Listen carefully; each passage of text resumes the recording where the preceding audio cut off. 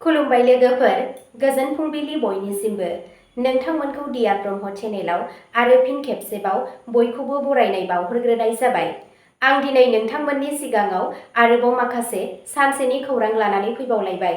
आसा खालामो नोंथांमोनहा खौरांखौ खोनासंनानै मोजां मोनगोन। दिनैनि गाहाय रादाबफोराव दङ बिपिएफनि एमएलए सेउलि महिलारिया क'क्राझारनि जौगाखांनायनि थाखाय मन्थ्रि मासि नागिरदों। बिटिसिनि देरहासारनाय एनडिए बिजाथिफोरखौ बड'फा हारिमुआरि कमप्लेक्सआव मान बाउदों। आसामनि नगावआव 32 मोसौ हमदों, 2 सिखाव फालांगिरिखौ खादों। पिएम मदिआ 12 मे खालि आसाम सिएमनि समायखिरा लानाय हाबाफारियाव बाहागो लागोन। आजिरा मोननाय आइपिएस अफिसारनि बिसिखौ हायद्राबादनि न'आव बुथारनाय हालोदाव मोननाय जादों। धुबुरीयाव बिल्डिंनिफ्राय गोग्लैना 2 मावदांसाफोरनि जिउ खहा, सासेया गोब्राब। पाटनायाव टिआरइ 4.0 गोबाव जानायनि थाखाय फोरोंगिरि बिजाथिफोरा हेंथा होदों। दानिया फैदो आबुं रादाबाव। गिबि खौराङावनो दङ बिपिएफनि एमएलए सेउलि महिलारिया क'क्राझारनि जौगाखांनायनि थाखाय मन्थ्रि मासि नागिरदों।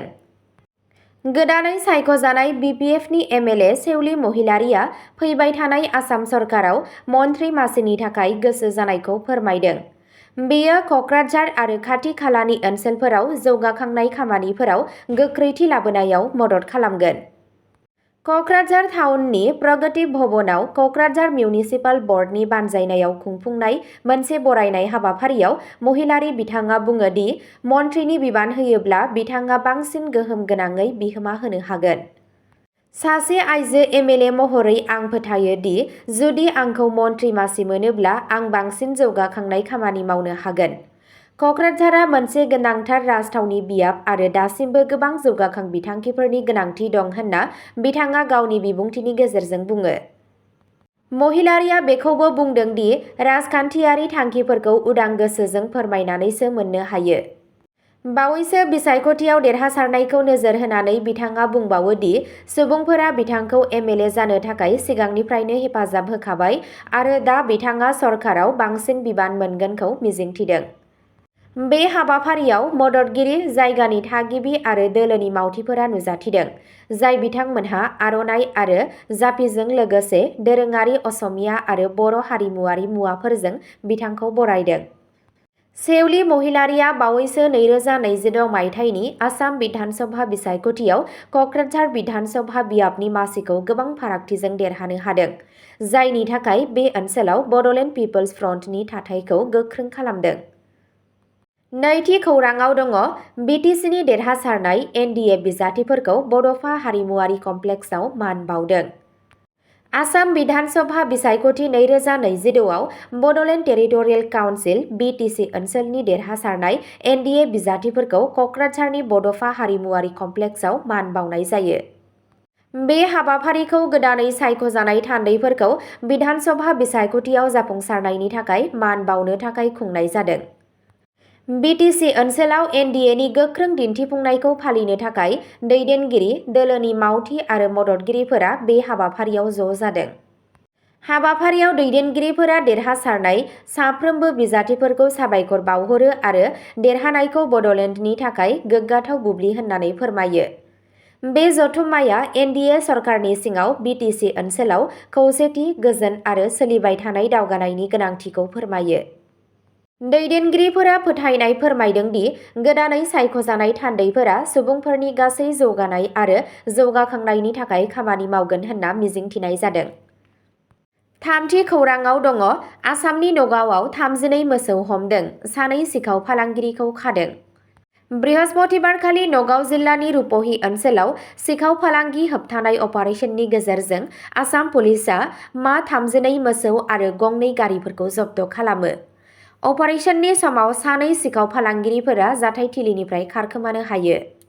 पुलिसनि सुलुंनिफ्राय फोरमायनाय बादिब्ला मोसौफोरखौ रुपहिनि सैदारियानिफ्राय आयेन बेरेखायै बांलादेश फारसे लांनाय जादोंमोन। थि संगालि खौरांनि सायाव नोजोर होनानै मावख'गिरि सुरज दत्तनि दैदेननायाव रुपहिहाट पुलिस थानानि मोनसे हानजाया गारिफोरखौ हमनानै मोसौफोरखौ बोखांनो हायो। पुलिसआ खारखोमानाय सानै दायनिगिरिफोरखौ फारुक आरो मुस्ताफा होननानै सिनायथि होदों। नाथाय गारिनि सालायगिरि वासिम आक्राम आरो हेन्डीमेन सलमान आलीखौ सोंनाय फिननायनि थाखाय खायो। NL01M0791 आरो AS12CC 1889 रेजिस्ट्रेशन नम्बर थानाय जब्द खालामनाय गारिफोरखौबो पुलिसनि आवथायाव लानाय जादों। बिबानगिरिफोरा बुंदों दि खारखोमानाय दायनिगिरिफोरखौ संदाननो आरो अपारेशननि आन्दोआव थानाय गिदिर सिखाव फालांगिनि नेटवार्कखौ मिथिनो थाखाय आरोबाव नायबिजिरनाया सोलिगासिनो दं। ब्रैथि खौराङाव दङ पीएम मदिआ 12 मे खालि आसाम सीएमनि समायखिरा लानाय हाबाफारियाव बाहागो लागोन। गाहाय मन्त्रि नरेन्द्र मदिआ 12 मे खालि गोदान आसाम सरकारनि समायखिरा लानाय हाबाफारियाव बाहागो लानो थाखाय थियारि जादों। मानोना बीजेपी दैदेननाय एनडीएआ हादोरसायाव फारियै थामथि खेबनि थाखाय सरकार दानो थियारि जादों। सरकार दानायनि रडमेपखौ फोसावनानै हिमन्त बिश्व शर्मा बिथाङा बुङो दि गुवाहाटीआव 10 मे खालि जानो गोनां बीजेपी लेजिस्लेचर दोलोनि जथुम्मानि उनाव बे हाबाफारिया मावख'आरि महरै जागायगोन। शर्मा बिथाङा मिथिहोयो दि बीजेपी आयेन आफादनि जथुम्माया मिरु नोजोरगिरि जेपी नड्डा आरो हारियानानि गिबि मन्त्रि नायब सिंह सैनीनि नुजाथिनायाव जागोन। लेजिस्लेटिभ दोलोनि दैदेनगिरि सायख'नायनि उनाव बे थिरांथाखौ एनडीए लेजिस्लेचर दोलोआ गनायथि होगोन, जेराव बीपीएफ आरो एजीपी बादि लोगो हान्जाफोर दंफायो। बिथाङा बुंबावो दि नेमखान्थिफोरा जोबखांनायनि उनाव एमएलएफोरनि मोनसे थान्दै हान्जाया गोदान सरकार दानायनि दाबि दैखांनो थाखाय रायजो बेंगिरिखौ लोगो हमगोन। बे समायखिरा लानाय हाबाफारिखौ गुवाहाटीनि खानापारायाव थानाय भेटेरिनारि कलेजनि गेलेग्रा फोथाराव खुंफुंनाय जागोन होनना सान्नाय जादों। बाथि खौराङाव दङ आजिरा मोननाय आईपीएस अफिसारनि बिसिखौ हायद्राबादनि न'आव बुथारनाय हालोदाव मोननाय जादों। सासे आजिरा मोननाय आईपीएस अफिसारनि बिसिखौ शुक्रबारखालि हायद्राबादनि गोजौ थाखोनि जुबिली हिल्स ओनसोलाव थानाय गावनि न'आव बुथारनाय हालोदाव मोननाय जायो, जायनि जाहोनाव पुलिसनि सायाव गोख्रों नायबिजिरनाय जागायदों। पुलिसआ फोरमायनाय बादिब्ला जिउ खोमानांनाय सुबुंखौ 62 बोसोर बैसोनि तनुजा राय होननानै मिथिनाय जादों, जाय आजिरा मोननाय आईपीएस अफिसार बिनय रन्जन रेनि बिसिमोन, जाय अन्ध्र प्रदेश केडारनि बारग' डाइरेक्टर जेनेरेल रेंकनि मावख'गिरिमोन। खौरां मोन्नाय बादिब्ला बे जाथाया शुक्रबारनि फुंबिलियाव प्रशासन नगराव थानाय बिथांमोननि बांथाला न'आव जादों। पुलिसआ सन्देह खालामदों दि न'आव खामानि मावनाय सासे नखरारि हेफाजाबगिरिजों खामानि मावग्रा नेपाली हान्जाया बे दायाव लोब्बा थानो हागौ।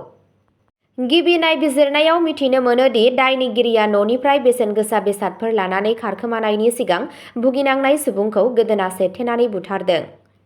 जाथाय जानाय समाव बिनय रन्जन रायआ जायगानिफ्राय गोजानाव दंमोन आरो नखरनि गुबुन सोद्रोमाफोरा बिल्डिंनि गुबुन थालायाव दंमोन होनना मिथिनो मोननाय जायो। हायद्राबादनि पुलिस कमिशनार सीबी आनन्दजों लोगोसे गोजौ थाखोनि पुलिस बिबानगिरिफोरा जाथाय थिलिखौ नायहैयो आरो नायबिजिरनायखौ जागायो। दायनिगिरिफोरखौ संदाननो थाखाय पुलिस हान्जा दानाय जादों आरो खाथि खालानि सीसीटीवी फुटेजखौ नायबिजिरगासिनो दं। बिबानगिरिफोरा फोथायनाय फोरमायदों दि दायनिगिरिफोरखौ थाबैनो हमनाय जागोन। द'थि खौराङाव दङ धुबुरीआव बिल्डिंनिफ्राय गोग्लैना सानै मावदांसाफोरनि जिउ खहा, सासेया गोब्राब। मोनसे दुखुनांथाव जाथायाव बृहस्पतिबारखालि आसाम धुबुरी जिल्लानि थामथाला बिल्डिंनिफ्राय गोग्लैना सानै मावदांसाफोरा जिउ खोमायो आरो गुबुन सासेया गोब्राब जोखोम जायो। खौरां मोन्नाय बादिब्ला बे जाब्रबथाया बे समाव जायो जेब्ला मावदांसाफोरा मोनसे कनस्ट्राक्शन साइटआव खामानि मावगासिनो दंमोन। जिउ खोमानांनाय सुबुंफोरखौ अफजल हुसैन आरो आजिजुर शेख होनना सिनायथि मोननाय जादों। गोग्लैनायाव सानैबो गोब्राबै जोखोम जायो आरो उनाव देहा फाहामथायनि उनावबो जिउ खोमायो। बे जाथायाव जोखोम जानाय गुबुन सासे मावथिखौ दासान्दि देहा फाहामसालियाव गोब्राब हालोदाव फाहामथाय लागासिनो दं। जाथायनि उनाव पुलिसआ जाथाय जायगायाव सौहैयो आरो नायबिजिरनायखौ जागायो। लुनाय जायगायाव जानो हाथाव सांग्रांथि आरो रैखाथिनि गोरोन्थिफोरखौ नायबिजिरनो थाखाय बे केसजों लोब्बा लाखिनानै एफआइआरबो होनाय जादों।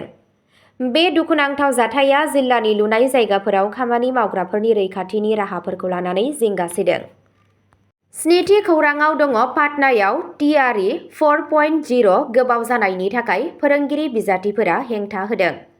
Bihar public service commission (BPSC) फोरोंगिरि थिसनथाइ आनजाद (TRE) 4.0 नि फोसावथाइ फोसावनायनि दाबिजों शुक्रबाराव पाटनायाव रोजा रोजा फोरोंगिरि साख्रिनि बिजाथिफोरा धर्ना होयो।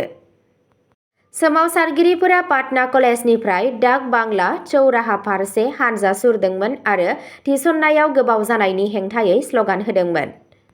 सोमावसारनायनि समाव दुंहाव जानायनि उनाव पुलिसआ गान्धी मैदाननि साखाथियाव सोमावसारगिरिफोरखौ होबथायो। गोबां बिजाथिफोरा अजद होदों दि पुलिसआ होंगो दोंगोखौ होखारनो थाखाय लाठिजों चार्ज खालामदों।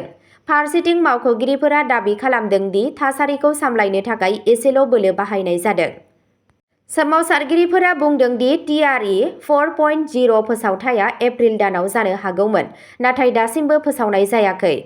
बिथांमोनहा सरकारनिफ्राय थाबैनो राहा लानो दाबि खालामदों आरो जुदि थिसननायनि खामानिया गोबाव जाबाय थायोब्ला गिदिर हेंथा सोमावसारनो हागोन होनना हुमखि होयो।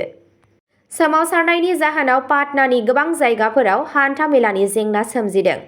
बिबानगिरिफोरा खोथा होदों दि बे जाथायनि सायाव नायबिजिरनाया सोलिगासिनो दं। बे समाव जाथायनि सायाव नायबिजिरनाया सोलिगासिनो दं। अब्ला दिनैनि खौरांआ एसेनोसै। नोंथांमोनहा सानफ्रोमबो फुंबिलि समाव बेबादिनो गोदान खौरांनि आपडेट मोननो थाखाय चेनेलखौ साबस्क्राइब खालामनानै लादो आरो खौरांखौ खोनासंनानै मोजां मोनोब्ला अन्नानै लाइक, शेयार आरो कमेन्टबो खालामनानै होलांब्लानो जाबाय। गोजोन्थों।